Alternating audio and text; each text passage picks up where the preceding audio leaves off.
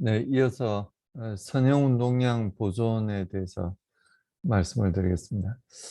역시 어, 이 질량 보존식과 마찬가지로 3장에서 다뤘죠. 3장에서는 이 전체 시스템에 대한 이야기를 했었고요. 아, 앞서 질량 보존식하고 똑같은 전략으로 접근합니다. 그러니까 질량 보존식에서 어떻게 했냐면은 전체 시스템 중에서 하나의 작은 컨트롤 볼륨을 취한다고 말씀을 드렸었거든요. 이 전체가 컨트롤 볼륨인데 이 컨트롤 볼륨 전체가 DV, 우리가 작은 단위로 잡았던 그 DV가 컨트롤 볼륨의 전체라고 생각을 하면 우리가 질량 보존에 대한 미분방정식을 얻을 수가 있잖아요. 마찬가지입니다.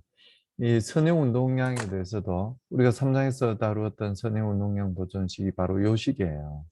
그래서 좌변은 m 곱하기 a를 나타낸다고 말씀을 드렸고, 우변은 시그마 f, net force를 나타내는 게 우변값이라고 이제 말씀을 드렸잖아요.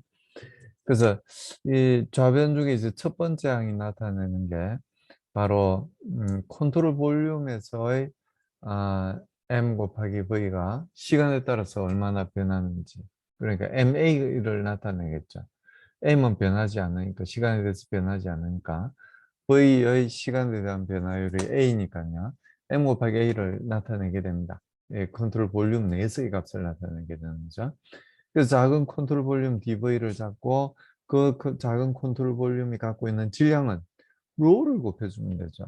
그래서 로우 곱하기 dv가 질량 m을 나타내게 됩니다. dm이죠, 말하자면. 작은 컨트롤 볼륨이 갖고 있는 질량이니까요. dm으로 적는 게 더 맞다고 보여집니다. 거기다 이제 그 작은 dv가 갖고 있는 속도를 v라고 그런다면 v까지 곱해주면 뭐가 돼요? 이 작은 유체 덩어리가 갖고 있는 운동량이 되는 거예요. 운동량. 그 운동량을 컨트롤 볼륨 전체에 걸쳐서 다 더해주게 되면 시스템 전체의 운동량이 된다고 말씀을 드렸잖아요. 근데 사장에서는 요 값이 이 dv 하나밖에 없다는 이야기예요. 매우 작은 검사 최적을 잡는다고 이야기했고, 앞서와 마찬가지로 dx, dy, dg라는 길이를 갖고 있는 작은 직육면체가 컨트롤 볼륨의 전체가 되는 거예요. 컨트롤 볼륨 전체가 되는 겁니다. 그래서 요건 컨트롤 인테그럴을 할 필요가 없죠. 이 사장에서는. 컨트롤 볼륨 자체가 아주 작아져서 dx, dy, dg로 이루어진 이거밖에 없으니까요. 그래서 요 dv 대신에 dx, dy, dg라고 적고 요 인테그랄은 이제 더 이상 할 필요가 없게 됩니다. 그래서 요 값은 이 첫 번째 항은 요렇게 대신해서 쓸 수 있겠다. 이렇게 말씀을 드릴 수 있고요. 그리고 이 컨트롤 서피스를 통해서 들어오고 나가는 운동량에 대한 고려를 이렇게 해줘야 됩니다. 요 앞서에 우리가 질량에 대해서, 질량 보존을 나타낼 때 들어오고 나가는 질량 변화율에 대해서 말씀을 드렸듯이, 이제는 운동량에 대한 변화율을, 들어오고 나가는 운동량에 대한 변화율을 이제 고려를 해주면 돼요. 컨트롤 볼륨에서. 그 컨트롤 볼륨이 바로 이 컨트롤 볼륨입니다. 그러니까 이 6개의 면에서 각각 들어오고 나가는 운동량을 체크를 해줘야 됩니다. 그래서 이 첫 번째 항은 요 항이죠. 그러니까 요렇게 이제 표현을 할 수 있었고요. 이 두 번째 항에 대해서 우리가 생각을 하는 거죠. 그러니까 요 두 번째, 세 번째 항에 대해서 생각을 하는 겁니다. 이 운동량이 요 6개의 면을 통해서 이 들어오고 나가는 운동량에 대해서 우리가 이야기를 해줘야 되는 거죠. 그래서 요 값이 뭐 나가는 값이라고 이제 표현하는 게 이제 적절하지는 않겠지만, 이 x 방향의 운동량에 대해서 생각을 한다면 X 방향의 운동량이 이 6개의 면에 다 있어요. 이렇게 6개의 면에 다 있습니다. 이 플러스라고 표현되는 이쪽 플러스 X 방향으로 표현되는 이 3개 면이 있고요. 그리고 마이너스라고 표현이 되는 이 마이너스 X 방향으로 표현이 되는 이 6개의 힘이 또 있습니다. 힘이 아니라 참 운동량이 또 있어요. 그래서 요 면에서의 값이 들어오는 값이에요. 들어오는 값. 그렇죠? 이게 플러스 방향이니까. 유동이 요렇게 흘러간다고 보는 거예요. 요렇게 흘러간다. 그래서 요게 이제 들어오는 값이 되고요. 그리고 요쪽 면에서 나가는 값이 됩니다. 그래서 그 값을 이제 표현을 해보면 요렇게 표현을 할 수가 있어요. 이거 X 방향의 운동량만 생각하는 겁니다. 지금 X 방향의 운동량만. 그래서 그 값이 여기에서 들어오는 운동량은 이렇게 표현을 할 수가 있고요. 그리고 나가는 방향, 요 면에서의 운동량은 이렇게 표현을 할 수가 있어요. 그러니까 여기 여러분들이 착각하시면 안 되는데 이 속도 V가 이 운동량은 로 곱하기 V예요. 지금 로 곱하기 V. 그러니까 아, 단위 부피당 운동량은 이 로 곱하기 V입니다. 로 곱하기 V. 근데 이 U는 뭐냐면은, U 곱하기 dy dg를 해서 단위 시간당 들어오는 질량을 나타내는 거예요. 그러니까 요 m닷을 표현을 할 때, U 곱하기 dy dg를 표현을 하는 거예요. dy dg를. 그렇죠. 그러니까 우리가 물리적으로는 이제 그렇게 이해를 할 수가 있고요. 그리고 이 로 곱하기 u 곱하기 v라는 값이 요 면에서는 약간 변하겠죠. 그 변화율이 얼마냐면은 라운드 x분의 라운드 로 u v라는 이야기예요. 그게 dx를 곱해주면은 결국 로 u v가 얼마나 변했는지를 나타내겠죠. 얼마나 변했는지를 나타냅니다. 그 중에서 이 V하고 같이 붙는 dV는 뭘 나타내냐면은 요 면을 통해서 빠져나가는 질량 플럭스를 나타내요. 단위 시간당 얼마나 많은 질량이 빠져나가는지를 나타내요. 근데 요 질량이 빠져나가면서 뭘 갖고 나가냐면은 운동량을 갖고 나간다는 얘기예요. 운동량을. 그 단위 질량당 운동량이 뭐냐면은 바로 이 V라는 이야기예요. V. 죄송합니다. 로까지 곱해줘야 질량이 되겠죠. V, U 곱하기 dy dg를 하면은 부피가 되는 거고요. 좀 잘못 이해하겠어요. 여기 로까지 곱해주면은 결국 단위 시간당 요 면을 통해서 들어온 질량이 된다는 이야기.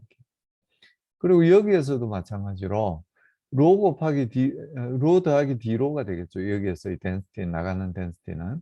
그리고 나가는 속도는 u 더하기 델타 u가 될 거예요. 그러니까 여기는 뭉뚱그려서 이제 적었긴 했지만 u 플러스 델타 u가 될 겁니다. 그게 여기에서의 속도 u예요. 거기에다가 그 u에다가 u 더하기 델타 u에다가 dy dg를 곱해주게 되면 단위 부피당 빠져나가는 부피가 될 거고요. 단위 시간당 빠져나가는 부피가 될 거고, 그게 density 로 더하기 델타 로를 더해주게 되면 단위 시간당 빠져나가는 질량이 될 겁니다. 거기다가 속도 벡터 v를 곱해주게 되면 단위 시간당 빠져나가는 운동량이 되겠죠. 운동량이 됩니다. 나머지도 사실은 마찬가지예요. 여기 V라는 속도, 스몰 V죠.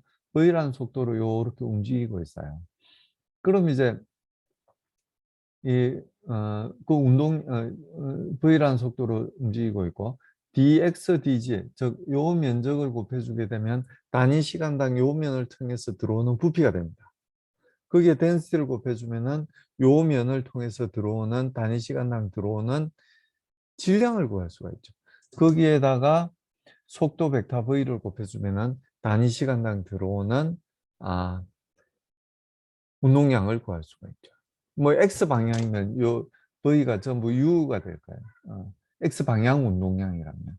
그리고 y 방향 운동량을 따질 때는 요 v 대신에 전부 v가 들어갈 거고요. 스몰 v죠. 물론 결국 남는 건 요 세 값만 남을 거니까 요 세 값에 대해서만 사실은 고려를 해주면 되죠. 마지막 이퀘이션에 대해서는. 요 부분이 여러분 아마 잘 이해가 안 되실 수도 있을 것 같아서 많이 걱정이 되긴 합니다.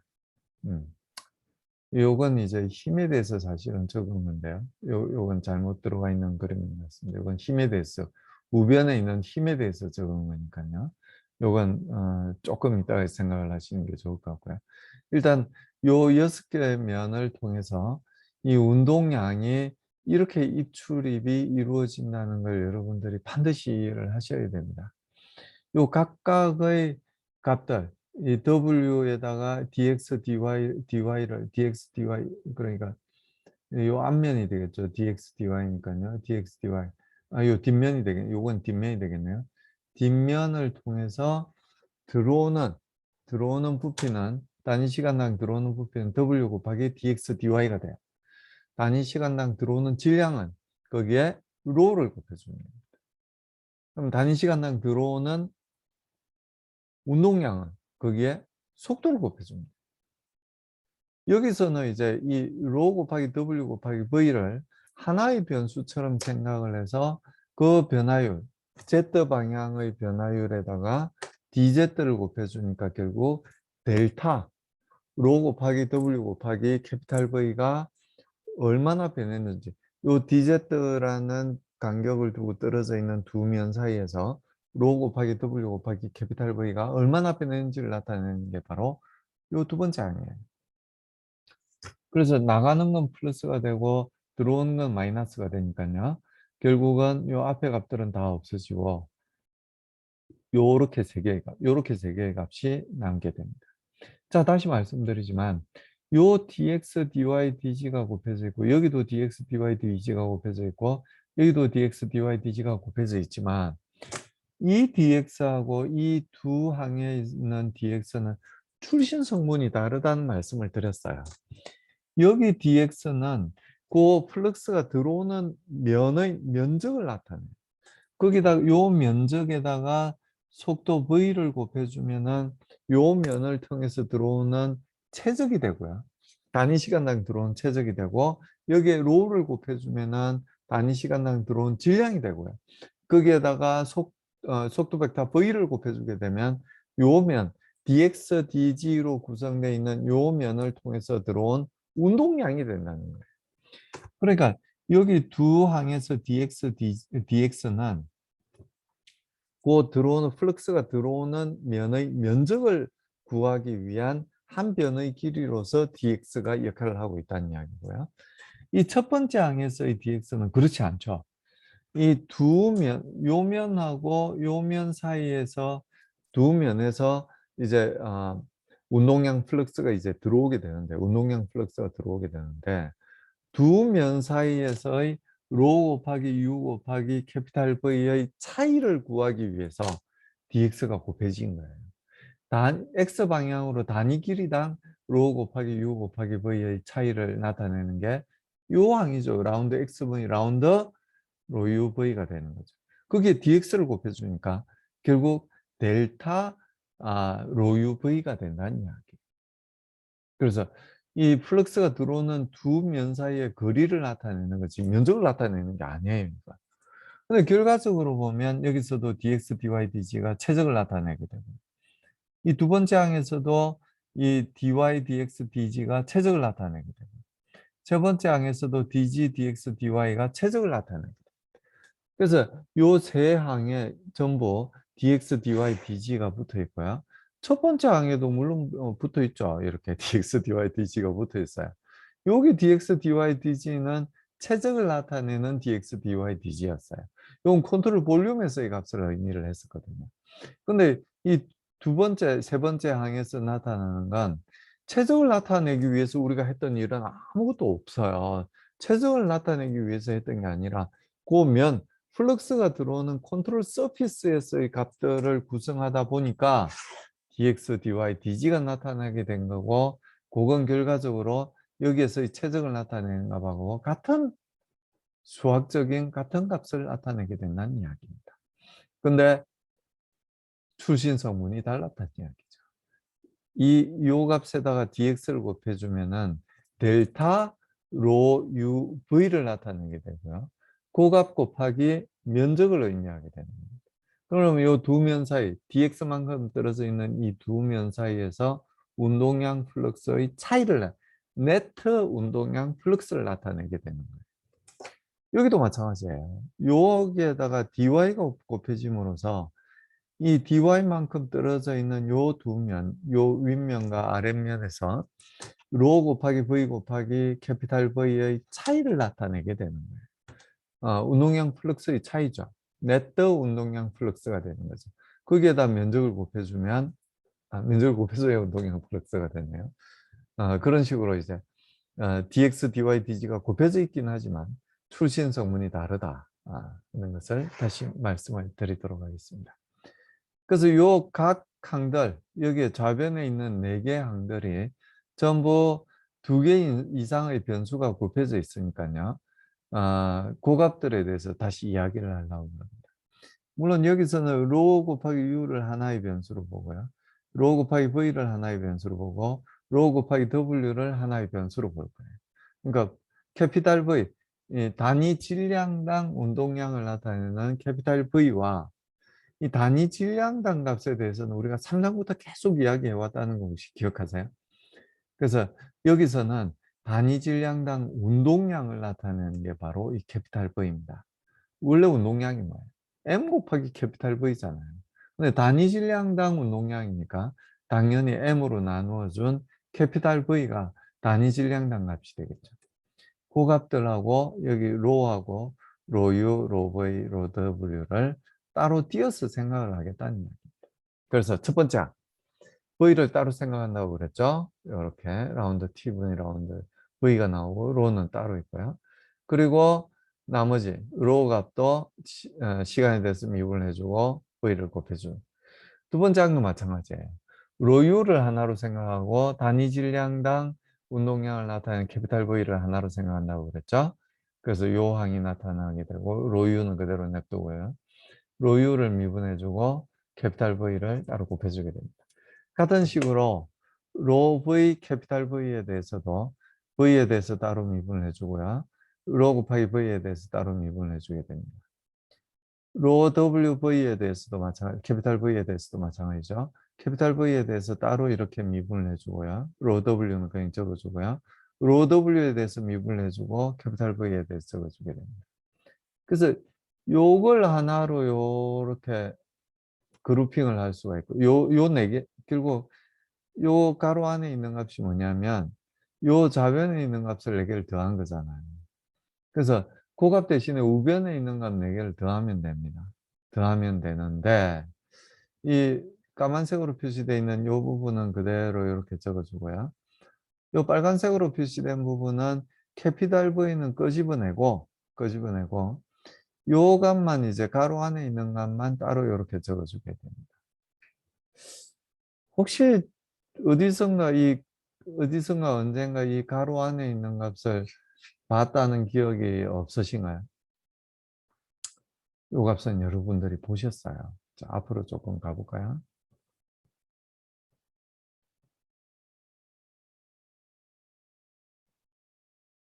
여기 있죠. 여기 좌변에 있습니다. 이 값이 얼마라고 돼 있어요? 0이라네요. 이게 뭘 나타내는 식이에요? 연속 방식. 질량 보존을 나타내는 식입니다. 요 값이.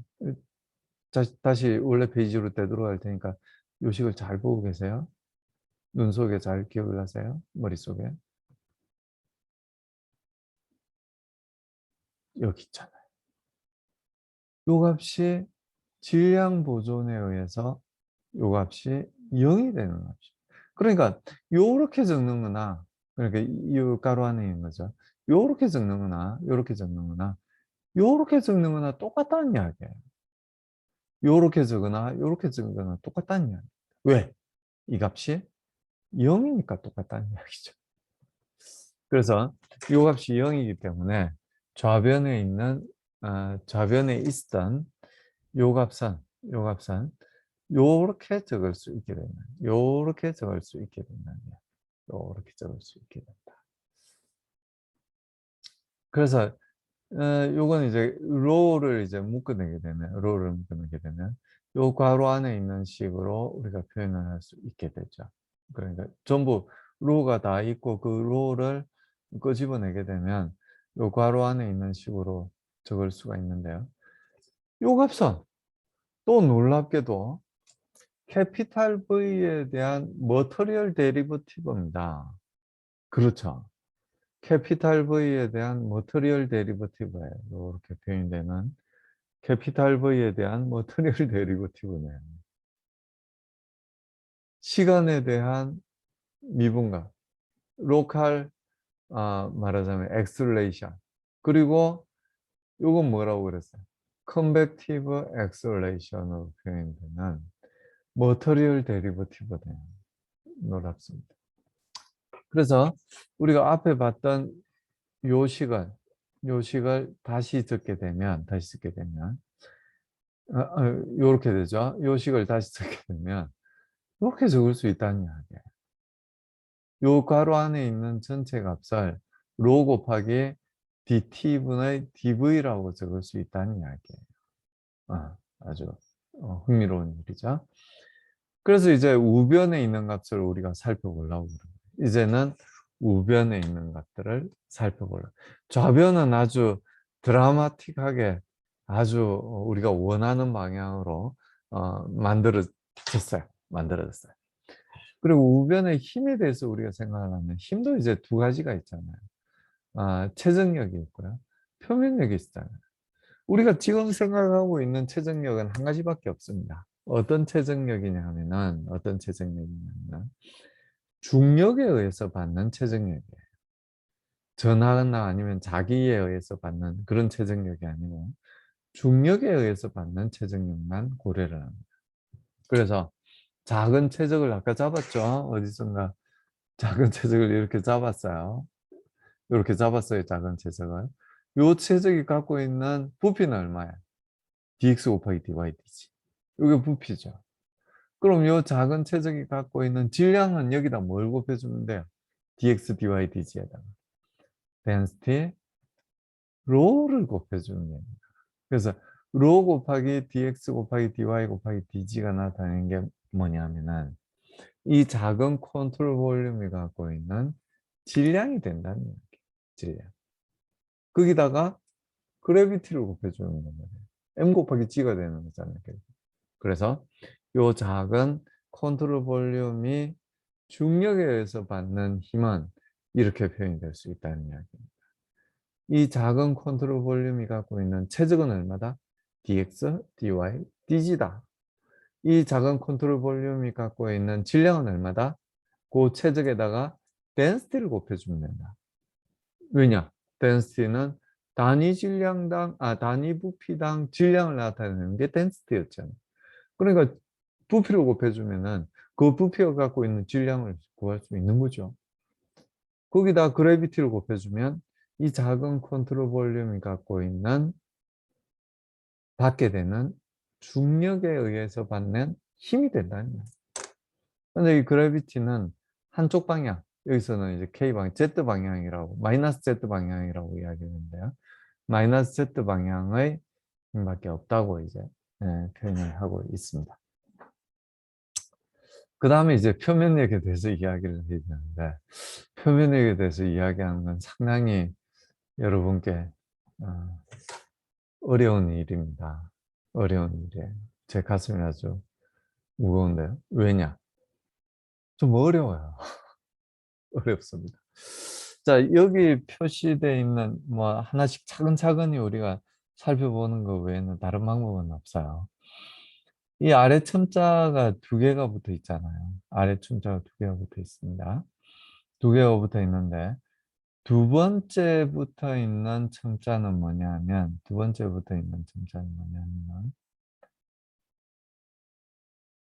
힘의 방향을 나타냅니다. 그리고 첫 번째 붙어 있는 아래 첨자는 뭐냐면 힘이 받는 면의 노멀 벡터를 나타내요. 노멀 방향의 방향을 나타내게 됩니다. 자, 그래서 xx라고 붙어 있으면 뭐냐면 이것도 p도 xx야. xx라고 되어 있는 건 뭐냐면 x축의 수직인 면에 요 두 면이죠. x축의 수직인 두 면에 x 방향으로 받는 힘이에요. 당연히 노멀 폴스죠. 노멀 폴스. 그래서 프레셔가 이렇게 같이 붙어 있는 거예요. 요 두 번째는 뭐냐? y 방향, y축의 수직임 두 면에 요 윗면하고 요 아랫면이죠. 두 면에 x 방향으로 작용하는 힘이에요. 당연히 시어 스트레스죠. 요건 이제 노멀 스트레스고요. 면의 수직인 방향으로 작용하는 힘은 노멀 스트레스. 요건 y축의 수직임 두 면에 x 방향으로 작용하는 힘. 시어 스트레스입니다. 볼 것도 없죠. 타우 ZX는 그럼 뭐냐?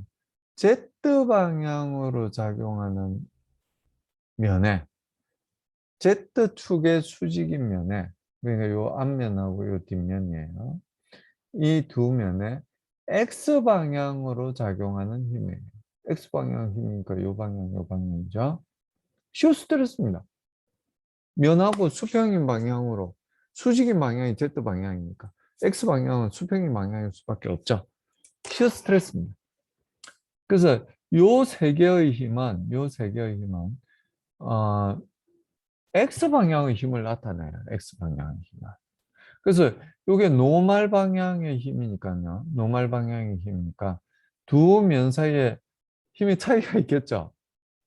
그건 앞에서 이야기하던 거하고 똑같은 방식으로 우리가 이해를 해야 됩니다. 이 타우 XX, 시그마 XX라고 표현된 게 뭐냐면 여기서는 마이너스 P 더하기 타우 XX예요. 나머지는 이제 시그마하고 이제 타우가 같은 값을 나타내는데요. 여기 타우는 비스코스 스트레스라서 이 프레셔를 제외한 나머지 스트레스를 이제 표현해요. 비스코스에 의해서 나타내는 스트레스만 의미하는 거고요. 시그마는 이 프레셔까지 포함한 비스코스 스트레스를 나타내는 거예요. 표현이 잘못됐죠. 압력과 비스코스 스트레스의 합을 나타내는 게 시그마라고 말씀을 드릴 수가 있습니다. 그래서 그 차이를 우리가 구하는 방법은 똑같아요. dx만큼 들어져 있고요. 시그마 xx의 변화율이 라운드 x분의 라운드 시그마 xx가 될 거니까 거기에 dx를 곱해주면 두 면 사이에 델타 시그마 xx가 돼요. 그렇죠. 거기에다 면적 dy dg를 곱해주면 되죠. 자, 근데 여기 곱해지는 값은 조금 다릅니다. 여기 곱해지는 값은. 그러니까 여기 곱해지는 값은 조금 달라요. dx가 두 면 사이의 거리를 나타내는 게 아니에요. dy가 두 면 사이의 거리를 나타내게 됩니다. 그렇죠. 이 두 면 사이에 시그마 yx가 작용하는 두 면은 요 면하고 요 면이에요. y축의 수직인 면에 x방향의 힘이 작용하는 거잖아요. 그러니까 dy를 곱해줘야만 두 면 사이에 시그마 yx의 차이를 구할 수가 있어요. 거기에다 이 힘이 작용하는 면적, 스트레스죠. 스트레스가 단위 면적당 힘이니까요.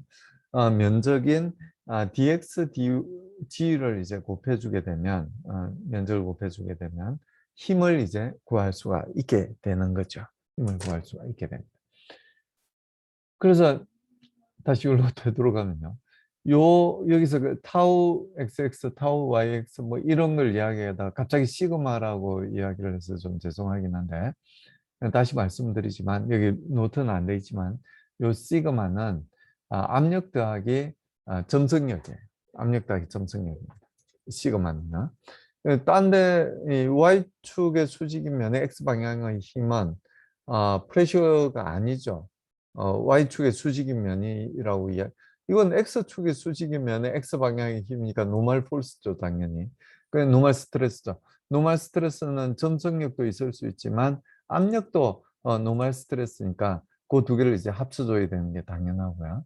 y 방향의 힘을 따질 때는 여기 이제 시그마 YY에 마이너스 P가 들어가야 당연히 되는 거죠. Y축의 수직인면에 Y 방향의 힘이 점성력도 있지만 압력도 그 면에 항상 수직으로만 이제 작용한다고 말씀을 드렸죠. 그래서 이 두 번째 줄에 있는 것들은 전부 두 번째 아래 참자가 Y입니다. Y. 즉 Y 방향의 힘을 나타낸다는 걸 의미를 해요. 그리고 X축의 수직인 두 면에 작용하는 하나님은 타우 XY예요. 그리고 요건 이제 노멀 스트레스니까요. Y축의 수직인 면에 Y 방향으로 작용하는 건 프레셔도 있지만 타우 YY도 있다는 이야기예요. 그리고 Z축의 수직인 면에 Y 방향으로 작용하는 힘이 바로 타우 ZX입니다. 그래서 이 아래 첨자 두 개가 같은 건 I 방향의 수직인 면에 I 방향으로 힘이 작용을 하는 거니까 당연히 노멀 스트레스 수직력이 되는 거고요. 나머지 오프 다이오고널 텀, 나머지 6개의 텀들은 전부 같은 슈어 스트레스, 전단 응력을 나타내는 그런 값들이 됩니다. 그래서 X 방향의 표면력은 여기 이제 그림에서 보시는 것 같이 이렇게 6개의 힘이 존재를 하는데요. 여기 이제 타우 Y, Z, X 뭐 이렇게 이제 붙어 있는 이 첫 번째 항들은 다 소구가 돼요. 이 방향이 다르고 같은 값을 가지고. 그래서 이 두 번째 항들만 이제 살아남게 됩니다. 이렇게 두 번째 항들만. 그걸 이제 정리를 하면 이렇게 된다는 거죠. 자, dx, dy, dg 출신 성분이 다르다는 이야기는 여러 번 이제 말씀을 드렸죠. 여기 곱해질 때는 요 dx는 힘을 받는 두 면 사이의 거리를 나타내고 dy, dg는 그 힘이 작용하는 면적을 나타내게 되는 거고요. 여기에 곱해질 때는 dy가 힘이 작용하는 두 면 사이의 거리를 나타내게 되고 dx, dg는 그 두 면의 면적을 나타내서 그 시어 스트레스가 작용하는 그 면의 크기를 나타내게 돼요. 왜? 스트레스의 면적을 곱해줘야만 힘의 크기를 구할 수 있잖아요. 그리고 Z 방향의 두 면 사이의 거리는 DZ를 곱해주게 되면, 거리인 DZ를 곱해주게 되면 델타 시그마 ZX의 델타 값, 두 면 사이에서의 힘의 차이를, 스트레스의 차이를 나타내게 되고 거기에 면적 dx, dy를 곱해주면 결국 네트 폴스를 이제 나타내게 됩니다. 여기 시그마는 이제 프레셔까지 이제 포함해서 말씀드린 그런 걸 다시 말씀을 드리도록 하겠습니다. 그래서 결국은 X 방향의 표면력들은 여긴 단위 부피당이라고 이야기를 했는데요. 결국 뭐 또 하나 빼먹은 게 요 dx, dy, dg를 양변에 나눠준 값이에요. 이렇게 이제 하면 좋은 게 여기서 벌써 dx, dy, dg를 이렇게 나눠주게 되겠죠. 나눠주게 되면 결국은 요 값을 우리가 나타내게 됩니다. 그게 이제 요 요식이 좌변에 있다면, 요식이 좌변에 있다면 우변에는 dy, dx, dg가 나눠져 있는 dx, dv분의 시그마 f가 바로 우변에 오게 되겠죠. 그 오는 값이 바로 요 값입니다. 요거. 그러니까 이걸 dx, dy, dg로 나눠준 값이 되겠죠. 그러니까 요 값이 이제 오게 됩니다. 요 시그마를 다시 이 프레셔와 압력과 점성력으로 이제 표현을 하면 이렇게 이제 표현을 할 수 있겠죠. 마이너스 P 더하기 타우 XX가 시그마 XX입니다. X에 대한 미분이니까 그걸 나누어서 적으면 이렇게 적을 수가 있게 되는 거죠. 두 번째 아래 첨자가 이 점성압력의 두 번째 아래 첨자가 전부 X죠. 그리고 첫 번째 아래 첨자는 전부 XYG, 그 면에 힘이 작용하는 면의 수직인 방향을 나타내고 있는 게 첫 번째 아래 첨자들입니다. 그래서 이 두 번째, 세 번째 방향, Y 방향, Z 방향은 똑같아요. 똑같이 단위 최적당 네트 폴스를 이제 구해보면 그 작은 컨트롤 볼륨 dx, dy, dg라는 길이를 갖고 있는 작은 컨트롤 볼륨이 갖고 있는 갖고 있는 최적을 나눠주게 되면 그 작은 컨트롤 볼륨의 표면에서 받게 되는 힘들의 합을 우리가 구할 수가 있게 됩니다. 이것도 역시 마찬가지로 dx, dy, dg가 곱해졌을 때 상황을 생각을 하시는 게 훨씬 더 이해하기가 쉬워요, 사실은. 여기 이제 노멀 폴스죠. 요건 여기에 이제 더해지는 값이에요. 여기 dx, dy, dg가 곱해졌을 때를 생각을 해보세요. 그러면은 요 dx가 곱해진 상태가 뭐가 되는 거예요? 타우의 xy의 차이를 나타내는 거예요. x축으로 수직인 두 면에 작용하는 y 방향의 힘의 차이를 나타내는, 물론 이렇게 되겠죠. 시어 스트레스니까. 차이를 나타내는 거예요. 그게 면적을 곱해주면 시어 폴스를 이제 구할 수 있는 거예요. y 방향의 네트 폴스를 구할 수 있는 거죠. 이 노멀 스트레스도 마찬가지예요. 이 방향인가요? y 방향의 수직인 두 면 사이의 거리를 곱해주게 되면 두 면에 작용하는 노멀 폴스, 이 방향의 스트레스, 노멀 스트레스의 네트 값을 구할 수 있어요. 그러니까 똑같은 노멀 스트레스 작용을 하면은 네트 폴스가 0이 되죠. 근데 그 차이를 나타내는 게 바로 요 값까지 돼야 되겠죠. 요 두 값에 dy를 곱해준 게 차이를 나타내게 됩니다. 거기에 dx, dg 면적을 곱해주게 되면 이 노멀 폴스를 나타내게 되겠죠. 뭐 z 방향의 수직인 두 면에 대해서도 마찬가지예요. 자, 첫 번째 아래 첨자가 나타내는 건 면의 수직인 방향을 나타낸다. 두 번째 아래 첨자가 나타내는 건 힘의 방향을 나타낸다. 그러니까 y 방향의 힘을 나타낼 때는 전부 두 번째 아래 첨자가 y가 붙잖아요. 이렇게. x 방향의 힘을 나타낼 때는 두 번째 아래 첨자가 전부 x가 되는 거죠. z 방향의 힘을 나타낼 때는 두 번째 아래 첨자가 전부 z가 되는 거예요. z 방향의 힘을 나타내니까요. 자, 그래서 결국 전체 표면력은 이렇게 표현할 수 있다는 거예요. 그레디언트 P에다가, 그렇죠? 이 앞에 전부 마이너스 그레디언트 P, X방향 힘에는 마이너스 라운드 X분의 라운드 P가 붙고, Y방향 힘에는, 그러니까 단위 최적당 힘이죠. 마이너스 라운드 Y분의 라운드 P가 붙고, 어, Z방향 힘에는, 단위 최적당 힘은 마이너스 Z분의 마이너스 라운드 G분의 라운드 P가 오게 되는 거죠. 전부 그레디언트, 마이너스 그레디언트라는 걸 알 수가 있어요. 이 프레시오에 관해서도 사실은 다시 한번 생각을 해보면 여기에 dx, dy, dg가 곱해지잖아요. 먼저 dx가 곱해지면 뭘 나타내게 되나요? dx가 곱해지 델타 p를 의미해요. 이 두 면 사이에 압력의 차이를 의미합니다. 만약에 델타 p가 0이라면 어떤 일이 생길까요? 0이죠. 면적을 곱해봤자 스트레스 자체가 0인데 0이 되는 거죠. 그래서 이 두 면 사이에 압력 차이를 나타내는 게 dx를 곱한 상태예요. 거기다가 이 두 면의 면적인 dy, dg를 곱해주게 되면 비로소 힘을 네트 폴스를 구할 수가 있게 되는 거죠. 여기도 마찬가지예요. 여기에 dy를 곱해주면 뭐가 되나요? y방향이 이제 이 방향이라면 y방향 두 면 사이의 거리를 곱해주면 이 두 면 사이의 압력 차이를 의미하게 돼요. 압력 차이. 압력 차이를 의미하게 되고 작용하는 면적 델타 X 곱하기 델타 P를 곱해주면 압력 곱하기 면적이 되는 거잖아요. 그러니까 이 압력 차이에 의해서 받는 힘을 구할 수가 있게 되는 거죠. Z 방향의 프레셔도 마찬가지예요. 그래서 dx, dy, dg가 곱해졌을 때 그게 물리적으로 어떤 의미를 갖게 되는지를 생각을 해보면 여러분들이 쉽게 이해를 하시지 않을까 그렇게 생각을 합니다.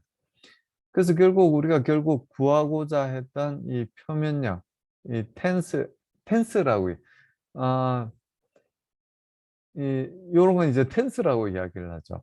이 어떤 면에 대해서 면이 세 개가 있고 세 가지 방향에 대한 면이 있고 그 방향에 작용하는 힘들을 나타낼 때 이건 텐스 형태로 아래 첨자가 두 개가 붙어 있는 텐스 형태로 이제 표현이 되게 됩니다. 그래서 결국 우리가 알고 있는 이 점성력이죠. 이 점성력은 요 마이너스 그레디언트 P에 대해서 뭐 더 이상 드릴 말씀도 없습니다만 이렇게 그냥 표현이 되는 거죠. 이 점성력은 이게 항들이 많아서 조금 헷갈릴 수도 있는데요. 사실은 아주 간단하게 이렇게 표현을 할 수 있어요. 그래서 어, I 방향은 요 두 번째 방향은 여기 그걸 거꾸로 쓰는 게 더 좋을 것 같은데요. 여기 이 I가 붙어 있는 게 더 좋을 것 같긴 합니다. 그러네요. DI가 JI라고 표현하는 게 더 좋을 것 같습니다. 그래서 근데 사실은 타우 IJ랑 타우 JI랑 같은 값을 가지기 때문에 뭐 수학적으로는 똑같아요. 그러니까 타우 X, YX하고 타우 XY가 똑같습니다. 똑같지 않으면 사실은 이게 이 찌그러지거나 할 때 요게 이게 벗어나게 돼 버리거든요. 그래서 우리가 생각하고 있는 컨트롤 볼륨이 계속 이 클로즈드 돼 있다는 그런 생각을 하게 되면 클로즈드 돼 있다는 생각을 하게 되면 타우 YX하고 타우 XY하고 같을 수밖에 없어요. 이건 우리가 수학 시간이나 다른 시간에 좀 더 여러분들이 익히셔야 될 부분인 것 같습니다. 그래서 이 뭐 이걸 뭐라고 그래야 돼요? 이게 이너 프로덕트도 아니고 요 오퍼레이터 자체는 요걸 의미합니다. X 방향의 힘은 그러니까 점성력은 단위 세적당 점성력은 여기 타우가 뒤에 전부 X가 붙어 있는 거고요. X 방향의 수직인 면에 대해서는 X 방향으로 미분하고 Y 방향의 수직인 면은 Y 방향으로 미분하고 Z 방향에 대해서는 Z 방향으로 미분했을 때 그게 어떻게 보면은 뭐요 다이버전스구나. 다이버전스 하고 같은 의미가 되는 거잖아요. 조금 이제 텐스기 때문에 다른 벡터가 아니라 텐스라 다른 의미긴 하지만요. 이게 JI라고 생각을 하시고 요 식을 보신 게 훨씬 더 이해하기 쉬울 것 같습니다. 죄송합니다. 제가 자료에는 수정해 놓겠습니다. 그리고 J 방향으로 작용하는 단위 최적당 점성력은 여기 다 J 방향을 나타내죠. J 방향의 힘을 나타내고요. 역시 X 방향, X 방향으로 미분, Y 방향의 수직인 면에 대해서는 Y 방향으로 미분. 그래야 여기에 DY가 곱해졌을 때 그 두 면 사이에 힘의 스트레스의 차이를 나타내게 될 거죠. 그리고 Z 방향도 꼭 마찬가지고요. 그래서 결국은 이 복잡한 식이 어디 갔어요? 요 복잡한 식, 여기도 아직 뭐 시그마 F를 듣지 않았으니까 안 복잡하다고 말씀은 하실 수 있겠지만 그 복잡한 식이 아주 간단하게 벡터 방정식으로 이렇게 표현을 할 수가 있게 된다는 이야기입니다. 좌변에 대해서 단위 부피당 m 곱하기 a라는 거 이해하시겠죠? 단위 부피당 m 곱하기 g예요. 단위 부피당 프레셔에 의해서 받는 힘입니다. 단위 부피당 점성에 의해서 받는 힘입니다. 그래서 좌변이 나타내는 건 단위 부피당 ma, 즉 밀도 곱하기 가속도를 나타내는 거고요. 그리고 우변이 나타내는 건 요것도 단위 부피당 m 곱하기 a, 밀도 곱하기 가속도인데 단위 부피당 m 곱하기 a라고 적어도 뭐 쉽게 이해할 수 있겠죠? 그리고 우변은 마찬가지로 단위 부피당 힘이죠. 단위 부피당 중력에 의해서 받는 힘. 여기 부피만 곱해보면 금방 m 곱하기 g가 돼요. 여기도 마찬가지. 단위 부피당 프레셔에 의해서 받는 힘. 이것도 말씀드렸죠.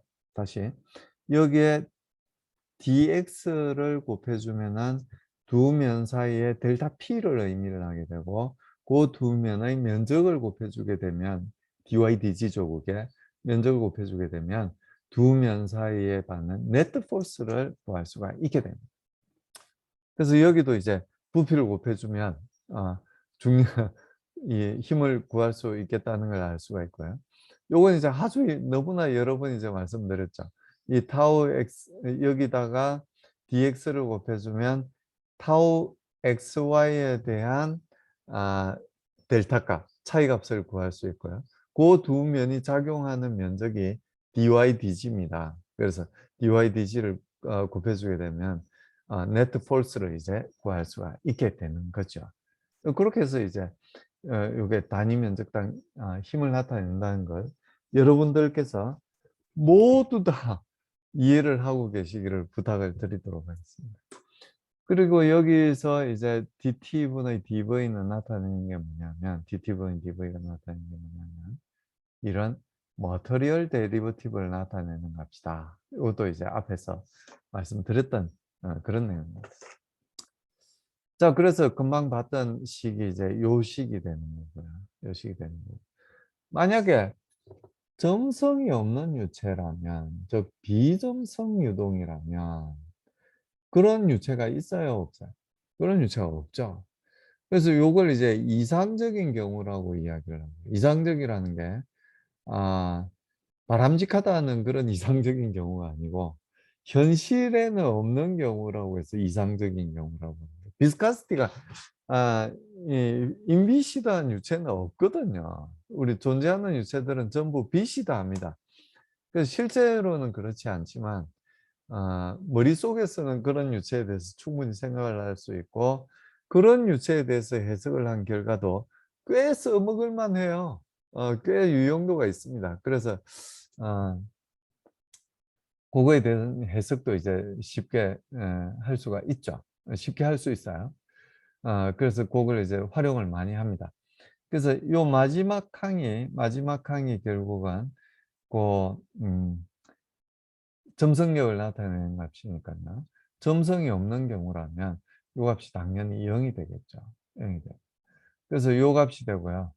그래서 요 식으로부터 결국 우리가 베르누이 방정식을 유도를 해서 잘 사용을 하고 있다. 이렇게 말씀을 드릴 수 있습니다. 그리고 이제 거의 마지막 단계인데 이 타우의 타우 ij를 이거 사실 1장에서 조금 말씀드린 내용인데요. 이 시어 스트레스 혹은 요 비스커스 스트레스가 요 스트레인 레이스에 비례하는 유체가 어떤 유체라고 우리가 이야기를 하냐면은 뉴턴 유체라고 이야기를 합니다. 뉴턴 유체. 그래서 요게 이 스트레인 레이트 변형률이죠. 변형률. 이 변형률하고 시어 스트레스하고 그러니까 변형률이니까 요 값이 0이면 변하지 않아요. 이 모양이 변하지 않습니다. 모양이 변하지 않는데 요 값이 0이 아니면 모양이 변합니다. 그래서 변형률이라고 이야기를 하는데 이 변형률이 이 비스코스 스트레스와 곧바로 비례하는 비례한다는 이야기가 무슨 이야기냐면은 여기 비스카스티 뮤가 콘스탄트하다는 걸 의미해요. 뮤가 콘스탄트하지 않은 유체는 무슨 유체라고 부르겠어요? 뉴턴 유체가 아닌 유체죠. 비뉴턴 유체가 됩니다. 뮤가 변형률이 커짐에 따라서 뮤가 더 커진다든지 변형률이 작아짐에 따라서 뮤가 더 커진다든지 그런 유체는 non-Newtonian fluid라고 이야기를 해요. 그래서 이 변형률하고 그리고 이 스트레스가 리니어한 관계, 즉 뮤가 콘스탄트한 관계가 있을 때 바로 뉴턴 유체라고 이야기를 하게 됩니다. 자, 오늘은 여기까지 말씀드리겠습니다. 이번 시간은 여기까지 말씀드리겠습니다.